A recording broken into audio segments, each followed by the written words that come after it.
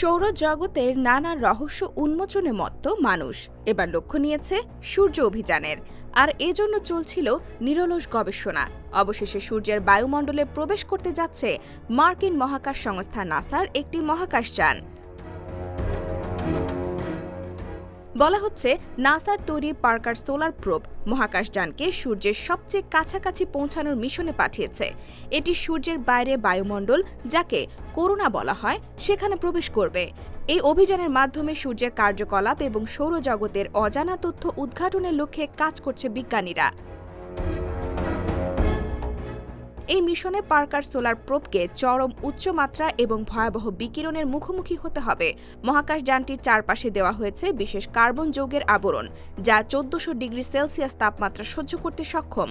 তবে অভিযান চলাকালে কয়েকদিন ধরে এটি পৃথিবীর নিয়ন্ত্রণ কক্ষের সঙ্গে যোগাযোগ বিচ্ছিন্ন রয়েছে। 27 ডিসেম্বরের দিকে বিজ্ঞানীরা এর থেকে সংকেত পাওয়ার অপেক্ষায় রয়েছেন। এটি টিকে আছে কিনা তা ওই সংকেতের মাধ্যমেই জানা যাবে।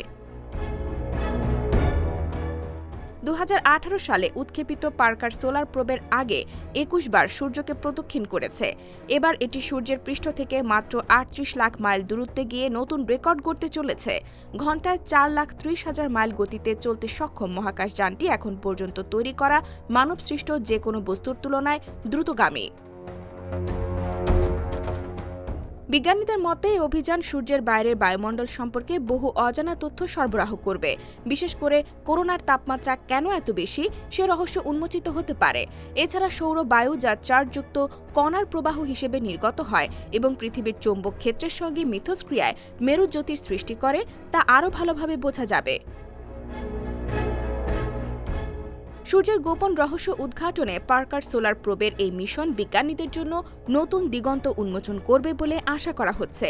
এ তথ্য মহাকাশ আবহাওয়া, সৌর বায়ুর প্রভাব এবং পৃথিবীর বৈদ্যুতিক ও যোগাযোগ ব্যবস্থার জন্য গুরুত্বপূর্ণ হতে পারে। ওয়েলসের 5th স্টার ল্যাবসের মহাকাশ গবেষক জেনিফার মিলার জানান, সূর্য ও এর কার্যকলাপ বুঝতে পারা পৃথিবীর যোগাযোগ ব্যবস্থা এবং দৈনন্দিন জীবনের জন্য অত্যন্ত গুরুত্বপূর্ণ। IBTV USA, New York।